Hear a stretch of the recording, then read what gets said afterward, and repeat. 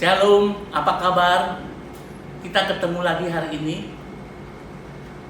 Saudaraku yang kukasihi, hari ini saya mau menyampaikan kebenaran firman, yaitu sukses. Sukses itu di mata Tuhan apa? Sukses itu di manusia gimana? Sebelum itu, kita angkat satu pujian dulu. Jiwaku merindukanmu, ya Allah yang hidup. Jiwaku haus kepadamu, ya Allah yang hidup. Ku bersyukur kepadamu, sumber pengharapanku, penolongku dan Allahku, tiada yang sepertimu. Bapak yang baik, dalam nama Yesus,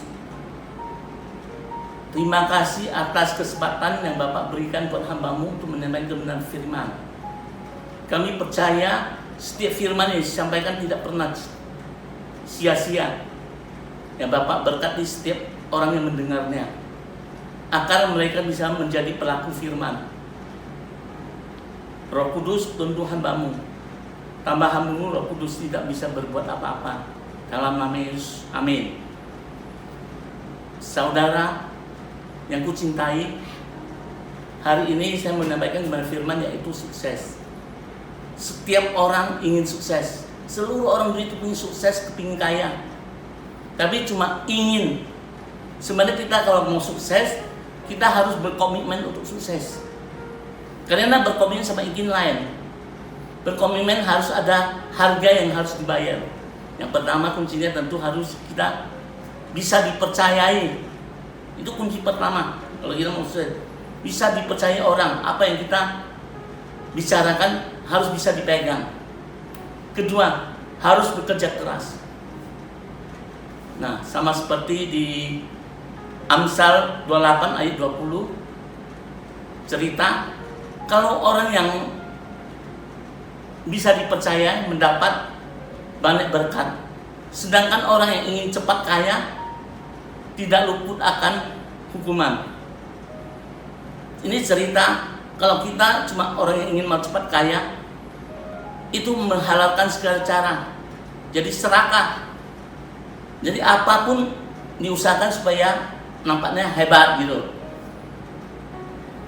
Pinjam uang sana sini untuk memperbesar perusahaannya. Pinjam uang untuk bisnis boleh nggak? Tentu aja boleh. Kalau itu untuk bisnis, memperlancarkan bisnis kita. Tapi pinjam itu harus diperhitungkan dengan benar. Harus pintar-pintar manage keuangan itu. Kita hitungnya sampai waktu harus dikembalikan. Bukan dapat pinjaman langsung beli mobil mewah, beli rumah mewah. Itu tiap bulan bunga itu berjalan.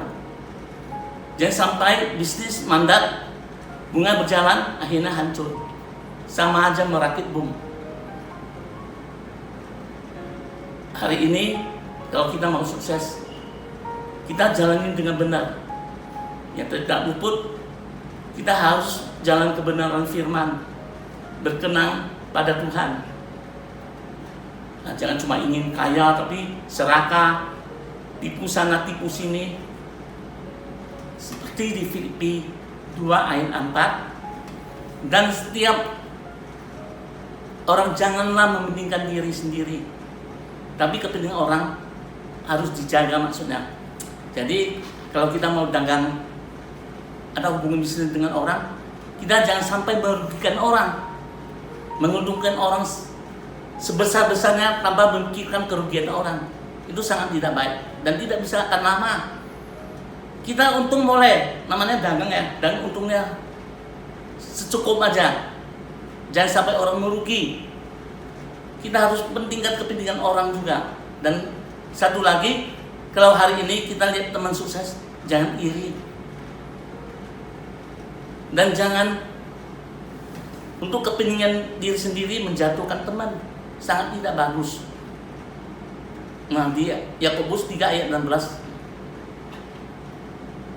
Di mana ada iri dan mementingkan diri sendiri, di sana ada kekacauan. Jadi hari ini kalau kita difitnah orang, seperti saya pernah difitnah orang, tapi saya nggak mau cari orang lain, tetap cari hamba Tuhan. Jujur aja, namanya RDS. Saya cari dia bilang tidak perlu sakit hati, tidak usah pikirkan. Memang benar, buat apa kita pikirkan hal-hal yang gitu? Yang penting kita dipercaya Tuhan, kita kerja berkenan di mata Tuhan, dan kita diberkati sama Tuhan. Memang gua pikirin, nah betul juga.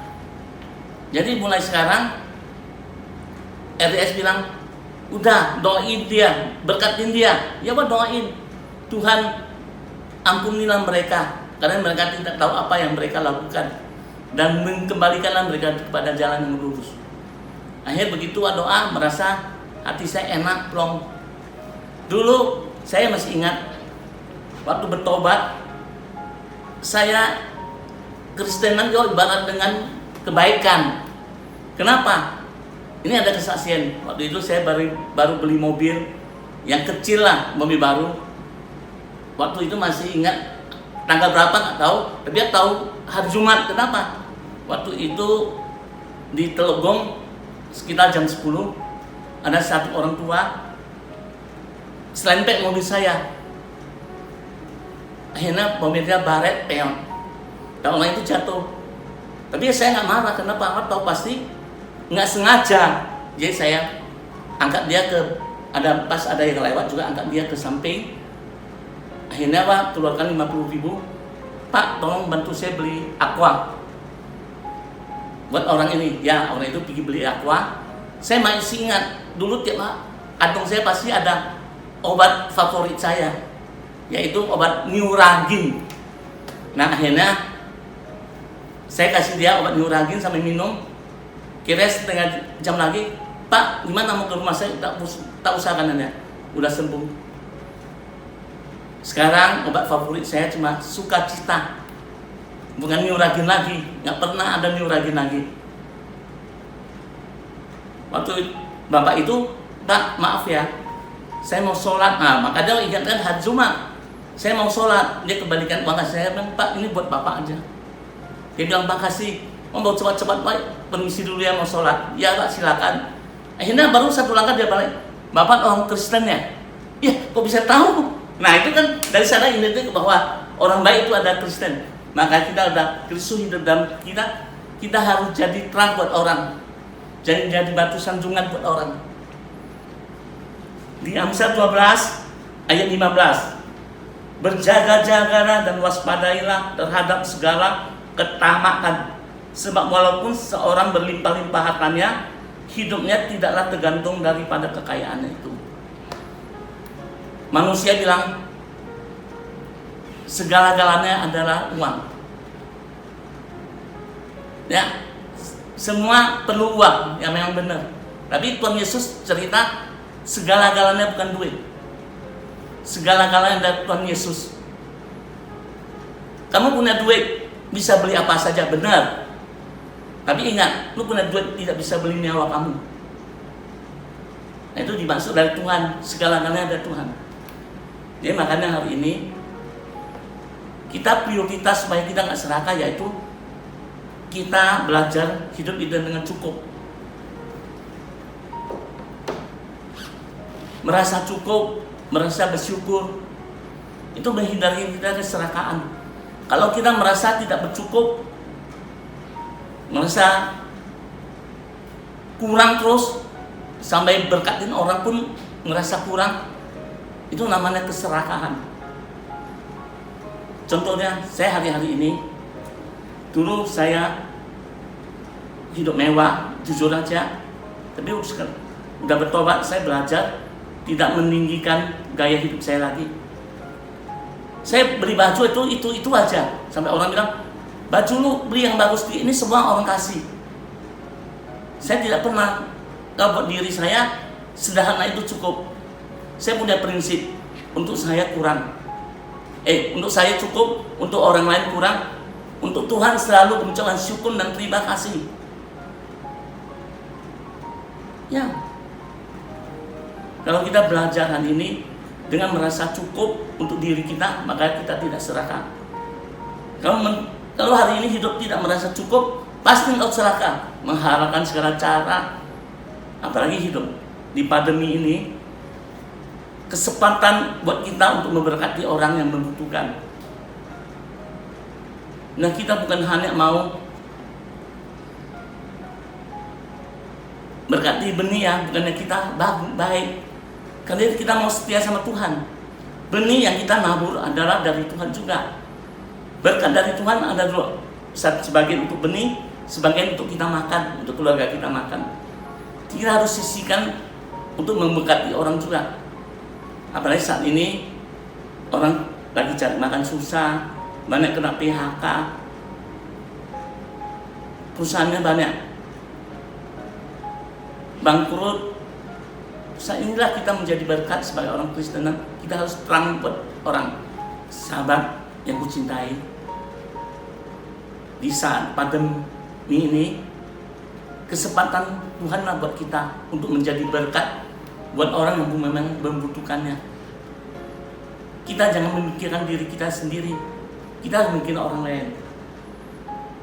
Hidup yang Bapak berikan buat kita, yang Tuhan beri buat kita, bukan hanya untuk kita sendiri, tapi untuk orang lain juga.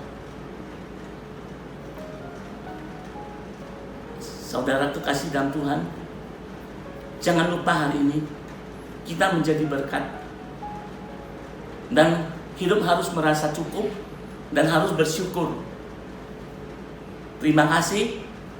Saya Paulus Anderson Ho, pamit dulu, sampai ketemu.